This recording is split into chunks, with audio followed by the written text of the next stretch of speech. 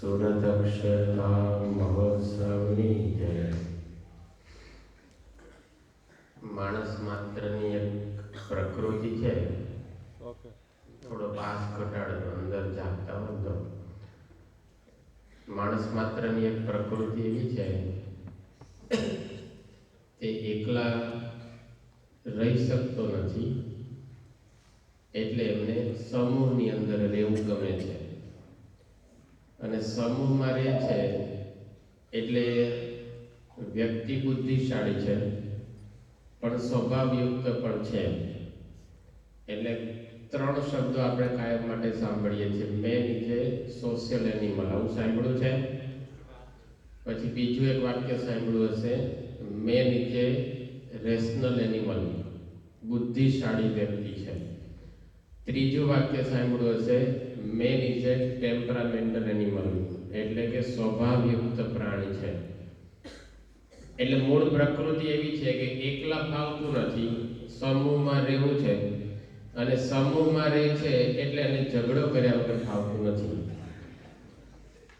યોગીજી મહારાજ વઢકણી બહેનની વાત કરતા કે સાંજ પડીએ બે ત્રણ જણા જોડે ઝઘડે નહીં તો સાંજનો રોટલો પચે નહીં. પણ આ એક વ્યક્તિ બેન તો નિમિત્ત છે, બાકી આપણા બધાની આવી પ્રકૃતિ હોય છે. આવી પ્રકૃતિને ધ્યાનમાં રાખી અને અત્યારના બધા મનીષીઓ અલગ અલગ બધા પુસ્તકો લખે છે. પણ આજથી વર્ષો પહેલા પૂજ્ય પ્રમુખ સ્વામી મહારાજે આવી પરિસ્થિતિ ભવિષ્યમાં વધતી જવાની એને ધ્યાનમાં રાખીને આજ્ઞા કરી કે તમારે બધાએ ઘર સભા કરવી. વાત કંઈક એવી હતી કે જાત જાતના બધા પ્રશ્નો આવે એટલે એક હરિભક્તે પૂછ્યું કે બાપા આવા પ્રશ્નો આવે નહીં, એનું કોઈ સોલ્યુશન છે? એ વખતે સ્વામી બાપા બોલ્યા કે ઘરના બધા જ સભ્યો ભેગા થઈ અને સાંજ પડે કંઈક ભગવાનનું ભજન કરે, કંઈક ધાર્મિક વાંચન કરે, આવનારા આગામી કાર્યક્રમો ઘરના એની કંઈક ચર્ચા કરે તો ઘરના પ્રશ્નોને નિવારી શકાય એવું છે. ત્યાર પછીના વર્ષોમાં, એ વખતે નતા બોલ્યા, આ પ્રસંગ તો 72-73 નો છે. ત્યાર પછીના વર્ષોમાં આવી જ વાત કરીને સ્વામી બાબા બોલ્યા હતા કે બધા હરિભક્તો ઘર સભા કરે. તો આજથી 52-53 વર્ષ પહેલા સ્વામી બાપાએ આ ઘર સભાનો કન્સેપ્ટ છે આપ્યો. કારણ કે આ તો બધા દૂરંદેશી પુરુષો ભવિષ્યનું જોઈ શકે કે ભવિષ્યમાં ટેકનોલોજીના જમાનાની અંદર કંઈક એવું આવશે કે દરેકના રૂમ જુદા હશે, દરેકનો ખાવાનો સમય જુદો હશે, દરેકના નોકરી ધંધાના સમય જુદા હશે. એનું પરિણામ એ આવી શકે છે કે દરેકના મન પણ જુદા પડે. મત જુદા પડે એનો વાંધો નહીં, ભેગમ એક લાવી શકાય મત ઉપર, પણ મન જુદા પડે એનું કોઈ ઉપાય નથી. અતિ ઘણું ન તાણીએ, તાણીએ તૂટી જાય, તાણ્યા પછી જો સાંધીએ તો ગાંઠ પડે વચમાં. આવું ગુણાતીતાનંદ સ્વામીને જીવન ચરિત્રમાં લખ્યું છે કે ગુણાતીતાનંદ સ્વામીએ કોઈકની બોલેલી સાખીનો ઉલ્લેખ કર્યો છે. પણ એ પ્રમુખ સ્વામી મહારાજ વર્ષો પહેલા જાણતા હતા, એટલે એમણે આજ્ઞા કરી કે ઘર સભા કરવી. એ આજ્ઞા, ઘર સભા શબ્દ આપનાર પ્રમુખ સ્વામી મહારાજ છે. આજે એ શબ્દનો ઉપયોગ કરીને ઘણા બધા પોતાના સંપ્રદાયનો વિકાસ કરે છે. વાત જુદી છે, એમાં આપણે નથી પડતા. પણ ઘર સભા આપણે કરવી જોઈએ ને પ્રમુખ સ્વામી મહારાજનો આદેશ અને આગ્રહ હતો. હવે આ પ્રવચન કરતા મને એ સતત યાદ રહે છે કે તમને બધાને ઘર સભાની વાત કરવી એ કેવું છે કે દવાની દુકાનવાળાને ડોક્ટરને દવા લેવાનો મહિમા સમજાવવા જેવું છે. કે એક કોકને દવા વેચતા હોય અને મેડિકલ સ્ટોર ચલાવતા હોય એને કેવા દવાનો મહિમા સમજાવવાનો. એમ તમે બધા કાર્યકર છો, તમે જ બીજાને ઘર સભા કરવાની વાતો કરતા હોય, કે આપણા કોર્સની અંદર આવે છે, તો તમે જ બીજાને ઘર સભાની વાત કરતા હોય, મારે તમને ઘર સભાની વાત કરવી એટલે આ દવા વેચવા જેવું છે.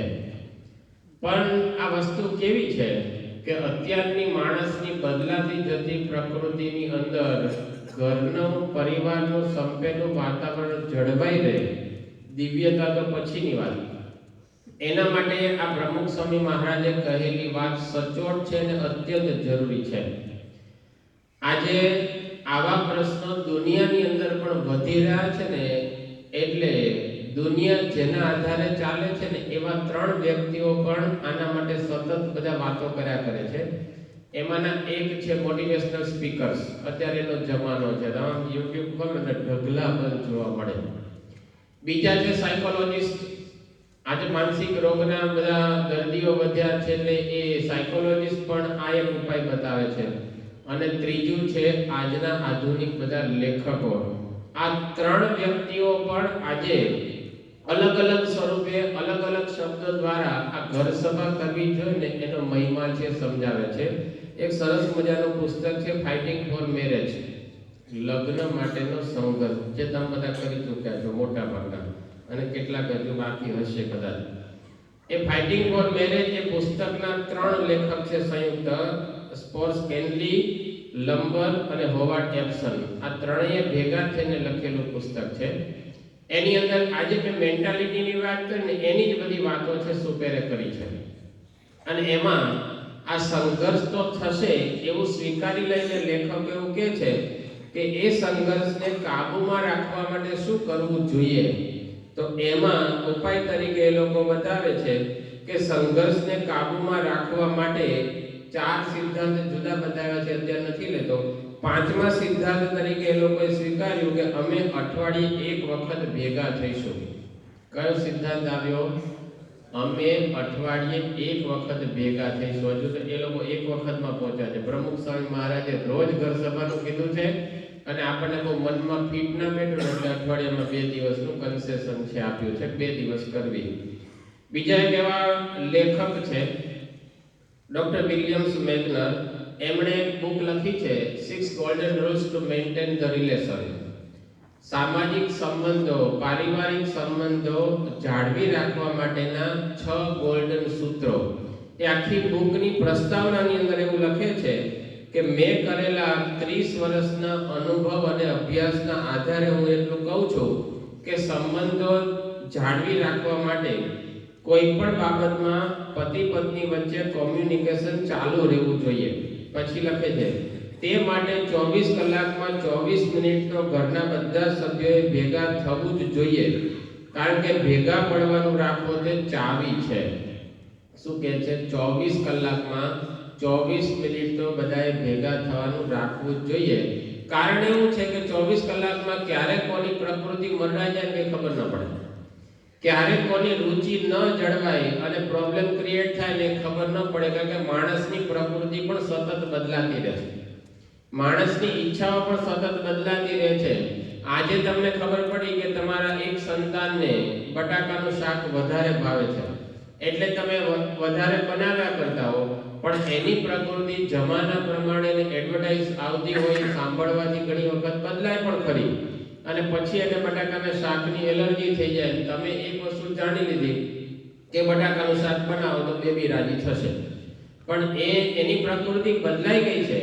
અને એ ક્યારે કહી શકે તો કે 24 કલાકમાં 24 મિનિટ તમે ભેગા થવાનું રાખો ને તો વાતમાંથી તમે જાણી શકો કે એની ઈચ્છા કંઈક જુદી હતી, તમે તમારી ઈચ્છા મુજબ એને મરડવા માટેનો પ્રયત્ન કર્યો છે.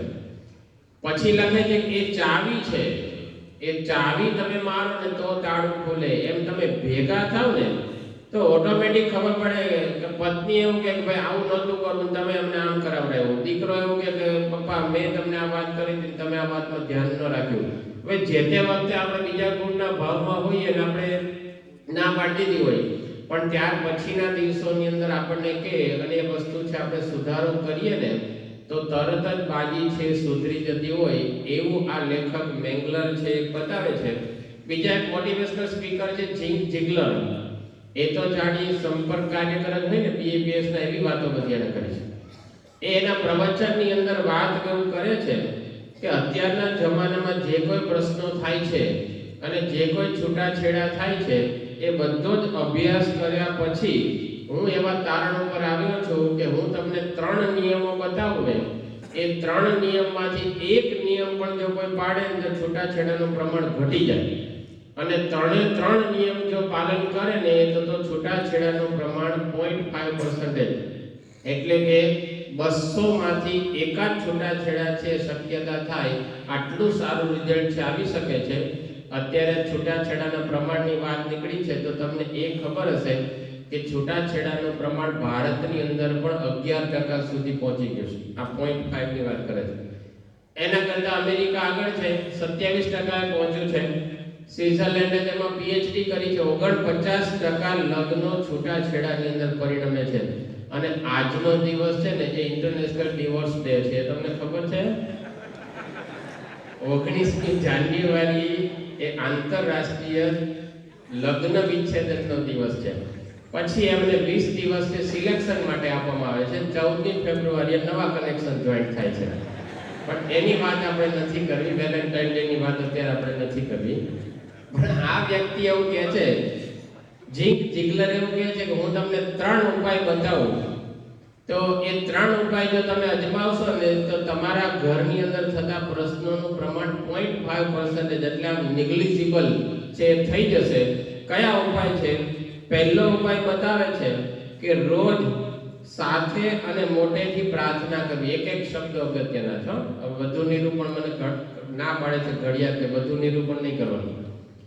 રોજ મોટેથી અને સાથે મળીને પ્રાર્થના કરવાની. હવે તમે યાદ કરજો, મહંત સ્વામી મહારાજે સૂત્ર આપ્યું અક્ષરમ અહમ પુરુષોત્તમ દાસોસ્મિ. એમાં મહંત સ્વામી મહારાજે આજ્ઞા લખી છે કે આ સૂત્ર મોટેથી બોલવું, પોતે સાંભળી શકે એવી રીતે બોલવું. યાદ આવે છે? સ્વામી એવું નથી કીધું મનમાં ચિંતન કરવું અક્ષરમ અહમ પુરુષોત્તમ, એવું નહીં. મોટેથી બોલવું, પોતે સાંભળી શકે ને એવી રીતે મોટેથી એનું ઉચ્ચારણ રોજ 11 વખત કરવું એવી આજ્ઞા કરી છે. હવે આ ઝિંક જિગલર એવું કહે છે કે રોજ સાથે અને મોટેથી પ્રાર્થના કરવી.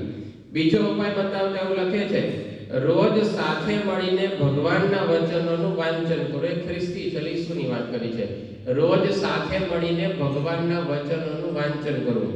ત્રીજું લખે છે રોજ સાથે મળીને કોઈ એક ભક્તિ સંબંધી ક્રિયામાં જોડાવું. 3 ઉપાયને ભેગા કરો તો ઘર સભા થઈ કે ના થઈ? પ્રમુખ સ્વામી મહારાજ શું કહે છે કે રોજ સાથે મળીને ઘર સભા કરવી. આ મેં તમને બહારના દ્રષ્ટાંતો એટલા માટે આપ્યા, એ પછી ઝિંક જિગલર હોય કે કોઈ પણ હોય, બહારના મોટિવેશનલ સ્પીકર હોય કે લેખકો હોય કે પ્રવચનકારો હોય, આ બધાના દ્રષ્ટાંત એટલે આપવા પડે છે કે આપણા બધાની મેન્ટાલિટી છે ને ધીમે ધીમે કરતા વેસ્ટર્ન થતી જાય છે. ભારતનું ભવ્ય ભાતીગઢ પટોળા હોય ને એના કરતા પણ પરદેશનું પગ લૂછણ્યું આપણને સારું લાગે છે. હા કે ના? આપણા બધાને વેસ્ટર્ન બાજુ નથી. અહીંયા 2 પ્રકારના ટી-શર્ટ મૂક્યા હોય. આ બાજુ મૂક્યા હોય લખ્યું હોય કે મેડ ઇન યુએસએ, અને આ બાજુ ટી-શર્ટ મૂક્યા હોય મેડ ઇન ઇન્ડિયા. તમને કહેવામાં આવે કે બેમાંથી એકમાંથી તમારે ટી-શર્ટ લેવાનું છે, કયું લેશો? સાચું બોલજો, કયું લેશો? મેડ ઇન યુએસએ, બરોબર? પણ મેડ ઇન યુએસએ એટલે યુએસએ એટલે ઉલ્લાસનગર સિંધી એસોસિએશન મુંબઈમાં જ બન્યું છે ભાઈ.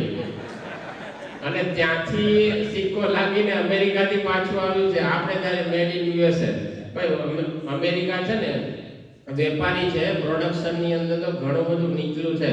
બાકી આ મલેશિયા, થાઈલેન્ડ ને ચાઇના એમાં પ્રોડક્ટ બની બધું જાય છે અમેરિકા, અને લાગે સિક્કા, અને પછી આવે આપણા સુધીમાં. આપણા બધાની મેન્ટાલિટી એવી છે કે મેડ ઇન, આપણને એવું જ લાગે છે કે બહારનું બધું સારું, આપણા દેશનું બધું નબળું.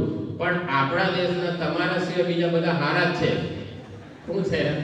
તમે છો બધા અક્ષર મૂકતો, આ સુવર્ણ મહોત્સવ ઉજવ્યો મને ખબર છે. પણ આપણી મેન્ટાલિટી આવી છે. એ ઇગ્નાઇટેડ માઇન્ડ એ નામનું પુસ્તક છે, એની અંદર ડોક્ટર અબ્દુલ કલામે એક પ્રસંગ લખ્યો છે, જાણવા જેવો છે. એમને લખ્યું છે કે 1970 ની અંદર જ્યારે મિસાઇલ બનાવવાની હતી એ વખતે એમાં આગલા ભાગની અંદર વપરાતી જરૂરી ધાતુ બેરિલિયમ ડાયફ્રેમો એની ખરીદી કરવાની હતી, એની તપાસ કરવાની હતી. બેરિલિયમ ડાયફ્રેમો એક ધાતુ છે, એ ક્યાંથી મળે તો આપણે રોકેટ બનાવી શકીએ. તો તપાસ કરી તો ખબર પડી કે આ ધાતુ અમેરિકાથી મળી શકે. એટલે અમેરિકા વાળા જોડે ડીલિંગ કરી, ભાઈ આ ધાતુ તમે અમને સપ્લાય કરો, ભાવતાલ નક્કી થયા અને બધું સહી સિક્કા થયા, તો અમે ભવિષ્યમાં રોકેટ બનાવી શકીએ. હવે અમેરિકા વાળાએ હા પાડી, પણ થોડા વખત પછી આપણને લેટર મોકલો કે ભાઈ આ ધાતુ તમે રોકેટ બનાવવા વાપરશો, અને ઇન્ડિયા અને ભારત તો ભારત અને અમેરિકા તો હરીફાઈમાં છે, એટલે એ રોકેટ તમે અમારા બાજુ જ નાખશો એટલે સોરી અમે આ ધાતુ તમને આપી શકીશું નહીં. અને આ લોકોએ પછી બીજી એક ટીમ બનાવી, ટીએન શેષાન, માધવન નાયક અને એસસી ગુપ્તા, આ 3 જણાની ટીમને સોંપ્યું તમે તપાસ કરો અમેરિકા આ ડાયફ્રેમો ક્યાંથી લાવે છે, ત્યાંથી આપણે ડાયરેક્ટ ખરીદીએ. તો તપાસ કરી તો ખબર પડી કે અમેરિકાની પોતાની પણ આ ધાતુ નથી, એ જાપાન પાસેથી મંગાવે છે. તો આપણે જાપાનમાં તપાસ કરી કે ભાઈ તમે આ ધાતુ ક્યાંથી લાવો છો, તો એ લોકોએ બહુ પ્રેમથી કહ્યું કે આ ધાતુ અમે ભારતમાંથી લાવીએ છીએ. ભારતમાં દક્ષિણ ભારતની અંદર આ ધાતુ છે નીકળે છે, એને રિફાઇન થઈને અમે અહીંયા મંગાવીએ છીએ અને અમે અમેરિકાને સપ્લાય કરીએ છીએ. આ યોગી બાબા કહેતા પારટ ભેંસનું દૂધ તો આપણા ઘરમાં જ છે. એમ જે કંઈ અમેરિકા જાપાન બધા ટેકનોલોજી વાપરે છે ને એનું રો મટીરિયલ આપણા ઘરમાં છે, પણ આપણને ખબર નથી. એમ બહારના લેખકો કહેતા હોય, મોટિવેશનલ સ્પીકર્સ કહેતા હોય કે પછી સાયકોલોજીસ્ટ કહેતા હોય ને, એ બધી જ વાત તો પ્રમુખ સ્વામી મહારાજના આ બધા પ્રેરણા મંચની અંદર આવી જાય છે. હું વિષયની બહાર જઈને તમને એક વાત કરવા માંગુ છું. સ્ટીફન કોવીનું નામ તમે બધાએ સાંભળ્યું હશે. એ મેનેજમેન્ટના આદિ ગુરુ કહેવાય. ત્યાર પછી તો બહુ બધા પુસ્તકો લખાણા. પહેલું પુસ્તક જે સારું એવું લખાયું, 7 habits of highly effective people, બહુ જ પ્રખ્યાત થયું. સફળ વ્યક્તિની 7 ટેવો ગુજરાતીમાં મળે છે. એ સ્ટીફન કોવી ભારતમાં એક જ વખત આવ્યા છે, 1996 ની અંદર મુંબઈની અંદર. એ જે હોલ ભાડે રાખ્યો હતો એની કેપેસિટી હતી 700 વ્યક્તિની. એક વ્યક્તિની ફી 23,500, એ વખતના પેલા ભાવ પ્રમાણે $500 રાખી હતી, એટલે 23,500 એક વ્યક્તિની ફી હતી. અને જેવું ઓનલાઈન બુકિંગ ચાલુ કર્યું તો માત્ર 1.5 મિનિટ એટલે કે 90 સેકન્ડની અંદર 700 વ્યક્તિનો હોલ બુક થઈ ગયો. એમણે 8 કલાક સેમિનાર છે લીધો. એમાં પોતે તો 2.5-3 કલાક જ બોલે, બાકીના તો એના હેલ્પર્સ હોય, પછી વિડીયો શો હોય અને બાકીના બધી રમતો રમાડીને ઉપદેશ આપવાનો હોય, એ બધું વર્કશોપ. હવે એણે જે 8 કલાક શીખ્યું ને એનો રિવ્યુ બીજે દિવસે ઇન્ડિયન એક્સપ્રેસ નામના એક અંગ્રેજી છાપાની અંદર છે, હેડલાઇન તરીકે આવેલો. એમાં લખ્યું હતું કે આ સ્ટીફન કોવી સાહેબ આપણને શું શીખવીને ગયા છે, કે 3-4 કરોડ લઈ ગયા છે એ વખતના.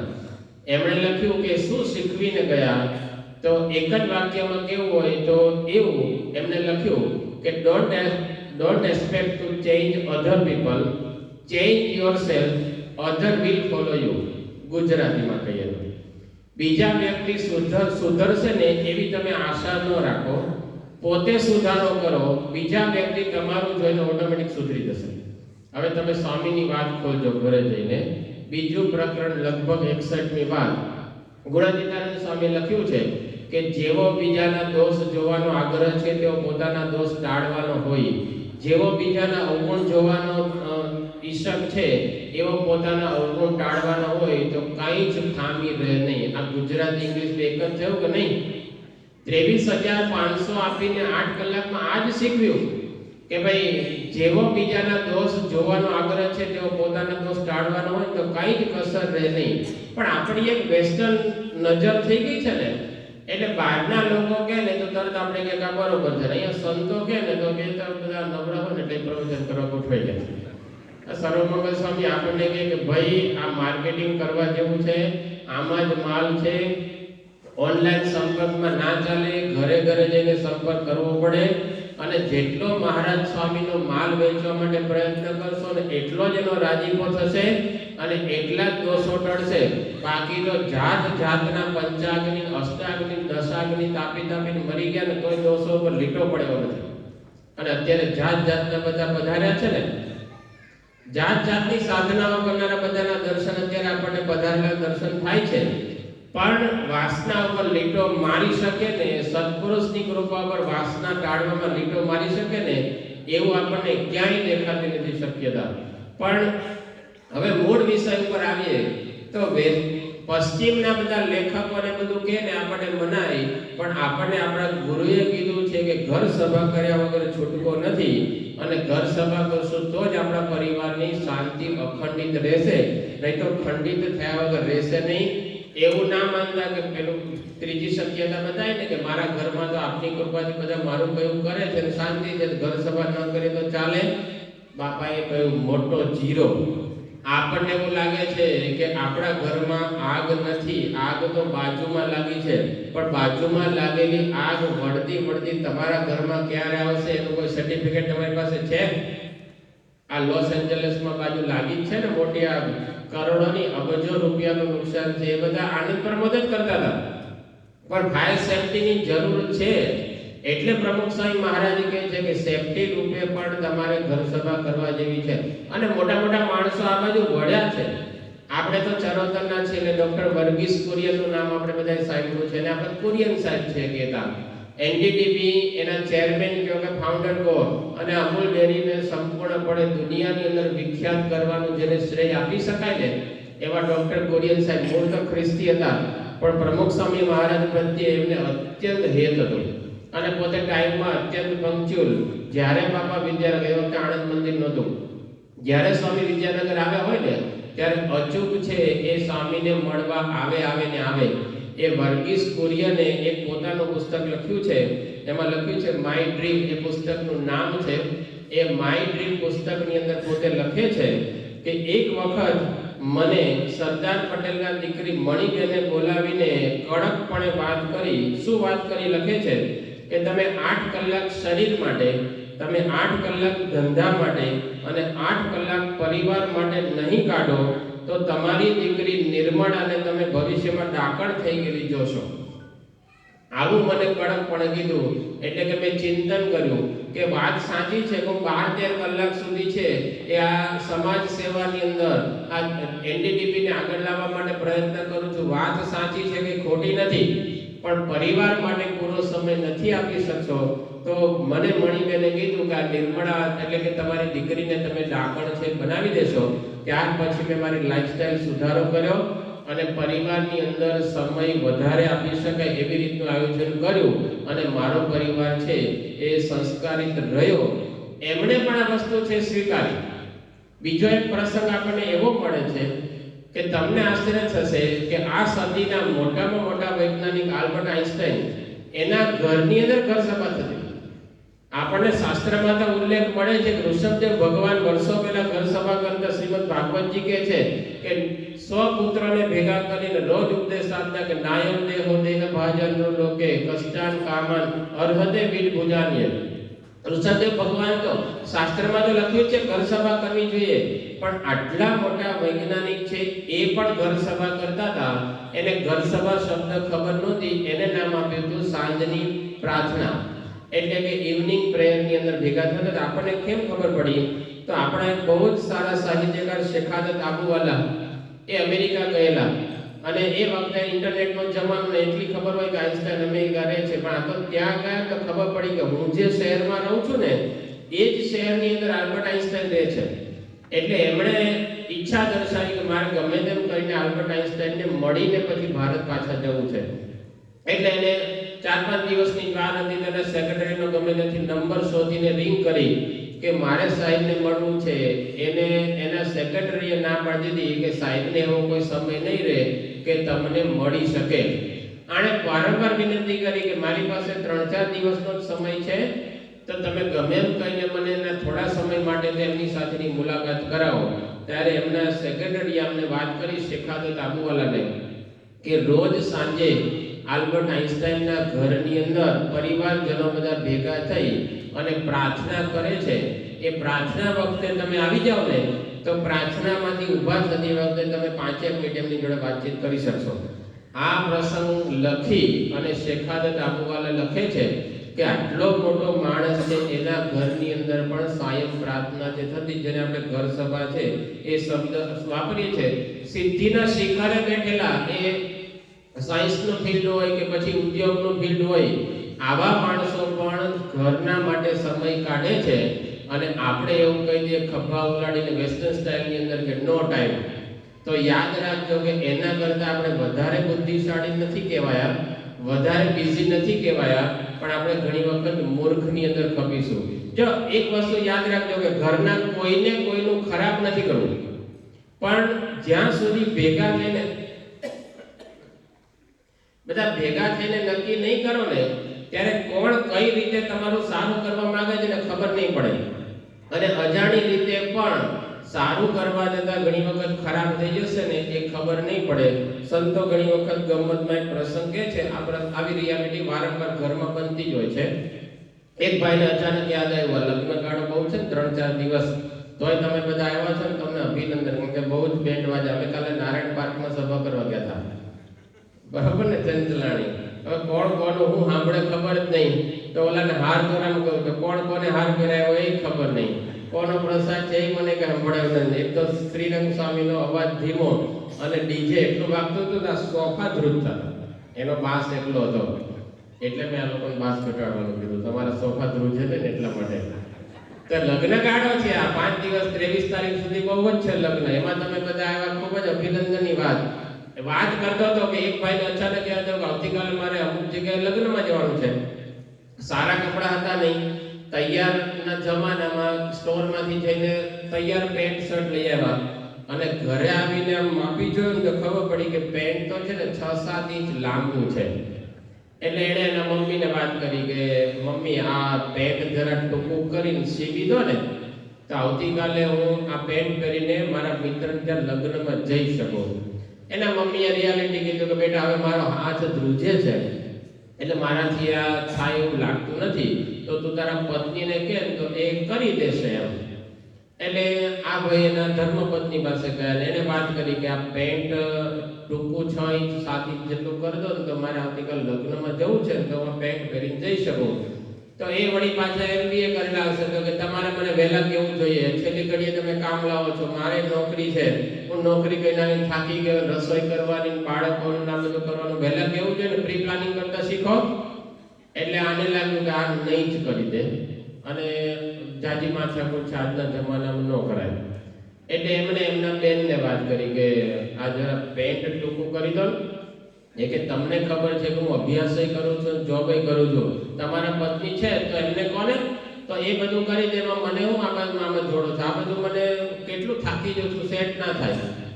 એટલે આ ભાઈ તો નિરાશ થઈને કે હવે ક્યાંયથી, હવે છેલ્લે માનો ખોળો છે એના જેવું એકય સોફ્ટ પીલો ના કહેવાય. વળી પાછા મમ્મી પાસે જઈને કીધું કે મમ્મી તમે કરજો ને, આ લોકો તો આધુનિક પેઢીઓ નહીં કરી જેવું લાગે છે એમ. તો કે બેટા એક કામ કર, તું છે ને કાતરથી મને કાપીને આપ તો મને વાગી ન જાય, પછી હું સિલાઈ કામ મારી રીતે કરી દઈશ, તું મને ખાલી કાતરથી કાપી દે. એટલે એને 6 ઇંચ કાપી નાખ્યું. એના માતૃશ્રીએ સિલાઈનું કામ છે એની અનુકૂળતા કરીને એ પેન્ટ છે એ બહાર મૂકી દીધું જ્યાં રોજ કપડાં રહેતા હોય ત્યાં. એના પત્નીને વિચાર આવ્યો કે ભાઈ ભલે આપણે આમ આતુર થઈને ના પાડી દીધી, પણ હવે પછી જો આપણે એનું કામ નહીં કરી આપીએ ને તો જ્યારે શોપિંગ કરવા જવાનું થશે ને ત્યારે કાતર વાગશે. અને મહિલાઓને જો તમે શોપિંગની ના પાડો તો મરવા જેવું થાય, કારણ કે એનો અવતારી કાર્ય જ હોય છે. એટલે એ કે આપણે શોપિંગ વખતે છે ને બિલ પાસ નહીં થાય, એટલે કે કરી દેવાનું ને. એટલે મોડી રાત્રે ને સુવા જતા પહેલા પણ એને 6 ઇંચ પેન્ટ છે એ કાપીને સિલાઈ કરીને ત્યાં એના બેનને વિચાર્યો રાતે સુતા એ કે ભલે આપણે ના પાડી દીધી પણ ભવિષ્યમાં મામેલું ત્યાંથી જ આવવાનું છે. જો આપણે અત્યારે આ કામ નહીં કરી દઈએ તો ભવિષ્યના મામેરામાં બહુ મોટું કટ વાગશે. એટલે એને વહેલા ઉઠી અને ફરી પાછું 6 ઇંચનું પેન્ટ. સવારે ઉઠીને આ ભાઈ છે ને એ નાઈને પેન્ટ પહેરવા ગયા તો બરમુડો હાથમાં આવ્યો. હવે આના ઉપરથી શીખવાનું એ છે કે આમાં કોઈના માટેની ખરાબ ભાવના નથી, બધાને એકબીજાને મદદરૂપ થવું છે. પણ ત્રણેય ભેગા થઈને નક્કી કર્યું કે આ કોણ કામ કરશે, તો ઓલા ભાઈની દશા છે ને આ ટ્રેજેડી ના થાય. એટલે આ ઘણી વખત છે ને ઘરની અંદર આપણે 3-4 જણા જેટલા રહેતા હોય એટલા. પણ હું ઘણી વખત એક પ્રસંગ કહું છું કે મારા એક બહુ જૂના મિત્રનો મને અચાનક ફોન આવ્યો. મને કે સ્વામી ઘરમાં પ્રશ્ન થયો છે. મેં કહ્યું શું થયું? તો મને કે હું ફ્રીજ, એ બહુ જ ગરીબ પરિસ્થિતિનો હતો, અમે ભણતા ત્યારથી બધું. એટલે કે હું ઘરમાં ગમે તેમ પૈસા ભેગા કરીને ફ્રીજ લાવ્યો, પણ મારા ઘરના મારી દીકરી છે ને હવે બધા સ્ટ્રાઇક ઉપર ઉતર્યા છે કે અમે ફ્રીજ નહીં વાપરીએ. મેં કીધું કેમ? મેં કીધું કદાચ એવું બની શકે તું ગરીબ છો તો તારા વાઈફ પણ ગરીબ હોય, એટલે એને ફ્રીજ શું વસ્તુ છે ને ખબર જ ન હોય. તો એવું નથી ને? તો કે ના બધી ખબર છે. તમે કહું કેમ? તો કે એ એવું કહે છે કે અમારે અમુક કંપનીનું અને અમુક કલરનું ફ્રીજ જોઈતું હતું, તમે આ લાઈન મૂકી દીધું ને એ અમને ફ્રીજ નથી ગમતું, અમે નહીં વાપરીએ. તો મેં એને પૂછ્યું કે ફ્રીજ લાવતા પહેલા મેં કીધું તારા પત્નીને કે તારા દીકરીને પૂછ્યું તો કે ફ્રીજ લાવવું છે તો કેવું લાવવું, કેવા કલરનું કે કઈ કંપનીનું, એ કે એવું મારે પૂછવું પડે? મેં કહ્યું ભાઈ 90 આ ફ્રીજના 90% ધણી તો એ લોકો છે, તારે તો સવારે પાણી પીવા જેવી રીતે ટાઈમ જ ક્યાં છે? ચિંતા ના કરતા, પછી પાછું બધું સુધરી ગયું છે ઘણું બધું. પણ પ્રશ્ન આવું થાય નાની નાની બાબતની અંદર. હું તમને એક આશ્ચર્યજનક આંકડો આપું. જેટલા છૂટાછેડા થાય છે ને એનો સર્વે આવ્યો છે, એમાં 3 કારણ મુખ્ય છે.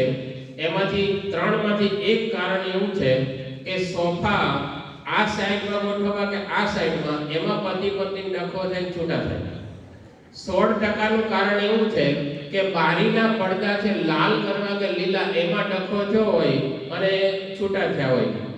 46% કારણ એ છે કે પ્લાનિંગ કરતા હોય, એક પછી કોઈ પણ હોય, ફેમિલી પ્લાનિંગ હોય કે બાર જોડિંગનું પ્લાનિંગ હોય, અને એમાં બંનેનું મંતવ્ય છે જુદું પડ્યું હોય અને છૂટા થયા હોય, એવા 46%નું પ્રમાણ છે. હવે આ ઘર સભાથી બધા પ્રશ્નો ઉકલી જાય કે નહીં? તમે એવું ઘરમાં કહો, જો બીજી હું ચોખવટ એમ કરવાની રહી ગઈ હોય તો સમજી લેજો કે ઘર સભા એ માત્ર વચનો વાંચન નથી. ઘર સભા એ માત્ર જીવન ચરિત્રનું વાંચન નથી. પ્રમુખ સ્વામી મહારાજે આપણને શીખ્યું છે, મહંત સ્વામી મહારાજે માર્ગદર્શન આપ્યું છે કે ઘર સભા એટલે 5 મિનિટ ધૂન પ્રાર્થના કીર્તન કરો, 10 મિનિટનું સત્સંગનું વાંચન કરો અને છેલ્લે 10 મિનિટ તમારા આવનારા કાર્યક્રમનું પ્લાનિંગ પણ કરો. તમારા ઘરની અંદર એવું નક્કી થઈ રહ્યું છે કે ભાઈ આપણે હવે બચત કરતા કરતા જે 1 લાખ રૂપિયા છે એ વધ્યા છે, તો ક્યાં ખર્ચો કરવો છે? તો તરત હોમ મિનિસ્ટર પહેલું કહેશે કે અમને ઘરેણા કરાવી દો અવતારી કાર્ય. પણ તરત જ દીકરો ને દીકરી એવું કહેશે કે ભાઈ અમારે કોલેજ જવામાં, ટ્યુશન જવામાં બહુ તકલીફ પડે છે, તો અમને છે ને કંઈક બાઇક લઈ આપો, ગમે તે, તમે ભલે જૂનું લઈ દો કે નવું લઈ દો. તો એની જો તમે ચર્ચા ઘરમાં કરશો તો સુખદ સમાધાન આવશે. ભાઈ હવે ઘરેણા આવતા વર્ષે લેશું, પણ આ દીકરા દીકરીને ટ્યુશન જવામાં બાઇકની અથવા એક્ટિવાની જરૂર છે, તો આ વખતે એમાં આપણે ખર્ચો કરીએ તો પ્રશ્ન નહીં થાય. બાકી તમારી ભાવના સારી છે, તમે જો ઘરેણા કરી દેશો તો સંતાનો જોડે બગડશે, અને તમે પૂછ્યા વગર એક્ટિવા લાવી દેશો તો તમારા ઘરવાળા જોડે સંબંધ બગડવાની પૂરેપૂરી શક્યતા છે. એટલા માટે પ્રમુખ સ્વામી મહારાજે કહ્યું કે આવનારા કાર્યક્રમો માટે 10 મિનિટ છે એની ફાળવણી પણ તમે કરો કે ભાઈ આપણે હવે શું કરવું છે. આ એક સાથે 3 લગ્ન કંકોત્રી આવી છે, તો ક્યાં જવું ક્યાં ન જવું, અથવા તો ભાઈ આ જગ્યાએ લગ્ન છે તો આપણે ક્યારે નીકળવું છે.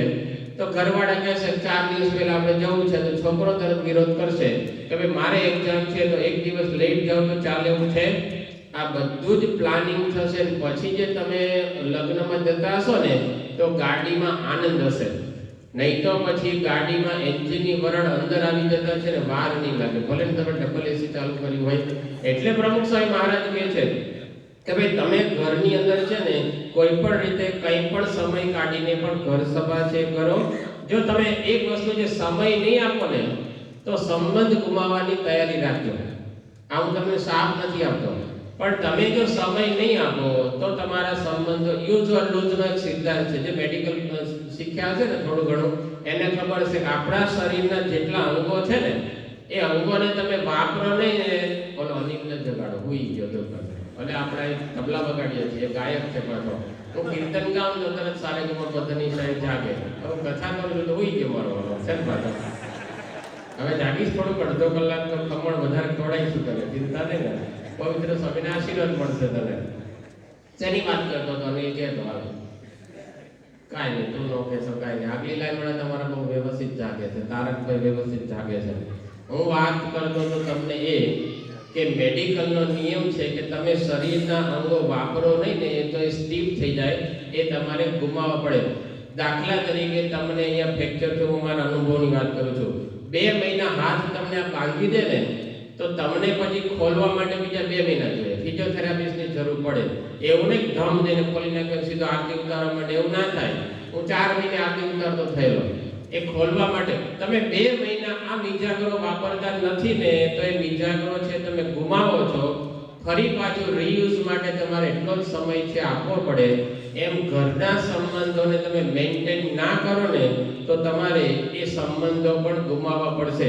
એક ટીમ ઇન્કિન્સન નામનો એક બહુ જ મોટો આર્કિટેક્ટ છે એ થઈ ગયો યુકેનો, એમણે એક બહુ જ મોટું 8 ફૂટ લાંબુ ટાઇટેનિકનું મોડેલ છે બનાવ્યું અને એમાં એને 47,000 દિવાસળીઓ વાપરી અને એમાં ઘણો બધો સમય છે એને વીતી ગયેલો, લગભગ 16 વર્ષ છે લાગેલા. એને પૈસા એવા મળ્યા, પ્રસિદ્ધિ પણ એવી મળી. પ્રેસ રિપોર્ટરો આવીને પૂછ્યું હવે તમે આગામી કયું મોડેલ તમે બનાવવા માંગો છો? એમણે કીધું મારે હવે એકે મોડેલ નથી બનાવવું, જો આ નોટિસ મારા પત્નીએ મને છે ને નોટિસ ફટકારી છે, તમારે આવા ધંધા કરવા હોય તો મને છૂટાછેડા આપી દો. એટલે કે મેં હવે એ મોડેલ બનાવવાનું બંધ કરવાનું છે ને આજે હું મોડેલ લઈ આવ્યો છું ડીજે વગાડીને, એને મારે હવે સમય છે આપવો છે, નહીં તો મારે આ નોટિસ પ્રમાણે કરવું પડશે. એવું તમે નહીં માની લેતા કે માત્ર પદ પ્રતિષ્ઠા એનાથી તમારું ઘર ચાલશે. માત્ર લોટ અને પાણી ભેગા કરવાથી ભાખરીનો લોટ બંધાતો નથી, એમાં મોણ એટલે કે તેલ પણ નાખવું પડે છે. તમે ખાલી છે બાળકો માટે સારી સ્કૂલમાં એડમિશન લઈ દો, ફી ભરી દો અને સ્કૂલ રિક્ષા વાન છે બંધાવી દો, એનાથી તમારા બાળકોને તમારા પ્રત્યે આત્મીયતા થતી નથી. ભલે તમને એના વિષયમાં ખબર ના પડે તો પણ એની જોડે બેસવાનું. શું બેટા હું હોમવર્ક કર્યું, ખાલી ચોપડા છે ખોલવાના, આટલો સમય આપવાની પણ તમારી તૈયારી નહીં હોય ને તો હું સાફ નથી આપતો, પણ રિયાલિટી કહું છું, વૃદ્ધાશ્રમમાં જવા માટેની તૈયારી રાખજો. ત્યાં તમને મજા આવશે કારણ કે તમારા જેવા બીજા વડીલો પણ ભૂલ કરનારા હશે. કારણ કે યુઝ ઓર લૂઝનો સિદ્ધાંત, તમે અત્યારે તમારા બાળકો માટે સમય નથી કાઢતા તો પછી એ બાળકને પણ તમારા માટે સમય નહીં હોય, કારણ કે એ યુગ તો ફાસ્ટ આવવાનો છે. પહેલા આપણા ઘરમાં એક જ જણા નોકરી કરતા, અત્યારે બબે અને જુવાન દીકરા દીકરી થાય તો એ પણ નોકરીની અંદર લાગી જાય, લાગવું જ છે, એમાં કંઈ ખોટું નથી. પણ જમાના પ્રમાણે બધા જ પોતપોતાના બિઝનેસની અંદર લાગવાના છે. એટલે પૈસાને પરમેશ્વર ગણવાને બદલે સંબંધોને પણ પ્રાધાન્યતા આપતા શીખજો. ચેસ્ટન નામના એક મોટિવેશનલ સ્પીકરે એવું કહ્યું છે કે જ્યાં સુધી માણસ પૈસાની પૂજા પરમેશ્વરની જેમ કરશે ત્યાં સુધી પૈસો એને શૈતાનની જેમ ખાતો રહેશે. ફરી પાછો, જ્યાં સુધી માણસ પૈસાની પૂજા પરમેશ્વરની જેમ કરતો રહેશે ત્યાં સુધી પૈસો એને શૈતાનની જેમ ખાતો રહેશે. આ જ એમના વાક્ય ઉપર એક લેખક હેનરી ફિલિંગ્સ એમણે એવું લખ્યું છે કે જ્યાં સુધી જ્યારે માણસ સુવર્ણને ભૂલી જશે ત્યારે ઘરમાં સુવર્ણ યુગની શરૂઆત થશે. સુવર્ણને ભૂલી જવું એટલે પૈસા પાછળની દોડ ઓછી કરી અને પરિવારની અંદર છે ધ્યાન આપવું. એટલે યાદ રાખજો કે માત્ર તમે પૈસા કમાઈને ઘરમાં ઢગલો કરી દો ને એટલું પૂરતું નથી, પણ ઘરના વ્યક્તિઓ જોડે એટલા સમય પણ આપવો પડશે. એ સમય આપવાની બેસ્ટ રીત હોય તો એ છે ઘર સભા. પછીનો એક વિડીયો બતાવશે કે આપણા કાર્યકર્તાઓને પણ ઘર સભા કરવાથી કેટલા ફાયદા થયા છે, હરિભક્તોને પણ ઘર સભા કરવાથી કેટલા ફાયદા થયા છે.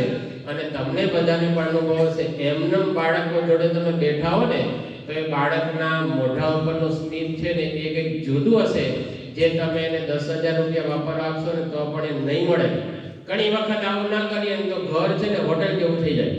એક વ્યક્તિ આવ્યા ખાઈને એના રૂમમાં, બીજા વ્યક્તિ એના સમય આવ્યા ખાઈને એના રૂમમાં, તો હોટેલ છે કે ઘર છે? પહેલાના વખતમાં દાદા દાદી ખાટલા ઉપર બેઠા હોય, છોકરા જે ખભે ચડે ગોઠણે ચડે અને દાદાની દાઢી દબાવે કે દાદા તમે મેં ભીમભાઈની વાત કરો, અર્જુનની વાત કરો. એ વસ્તુ અત્યારે નહીં બને એટલા માટે કારણ કે આપણા બધાના ઘરની અંદર એક જીવતો જાગતો રાક્ષસ ટીવી રૂપે આવી ગયો છે. એને અમુક સમય માટે બંધ કરીને આપણે આ ઘર સભાની અંદર છે એ જોડાવાનું છે. સમાજની અંદર તમે ગમે એટલું કરશો ને તો પણ તમે છે ને એ એવા જ રહેવાના. એક લેખકે બહુ સરસ વાક્ય કીધું છે કે ઉંદરડાની દોડમાં તમે ભાગ લેશો અને ગોલ્ડ મેડલ પ્રાપ્ત કરશો તો તમે ઉંદર જ રહેવાના, ક્યારેય સિંહ નહીં થવાના. સાચું કે ખોટું હશે? ઉંદરડાની હરીફાઈમાં તમે ભાગ લઈને ગોલ્ડ મેડલ લાવશો ને તો તમે ઉંદર જ રહેવાના. પણ તમારે સિંહ થવું હોય ને તો સિંહની હરીફાઈમાં એ ભાગ લેવો પડે, પછી ભલે તમે છેલ્લો નંબર લાવો તો પણ ચાલે. એમ પરિવારજનોને રાજી કરવા માટે સમય તમારે આપવો જ પડશે. સમાજ સેવાની અંદર ન કરવી એવું નહીં, પણ પ્રાધાન્ય આપવાનું આપણા પરિવારને. એ કરશું તો ઘરની અંદર એક માહોલ આખો જુદો ઊભો થશે. પ્રમુખ સાંઈ મહારાજે આપણને આશીર્વાદ આપ્યા છે.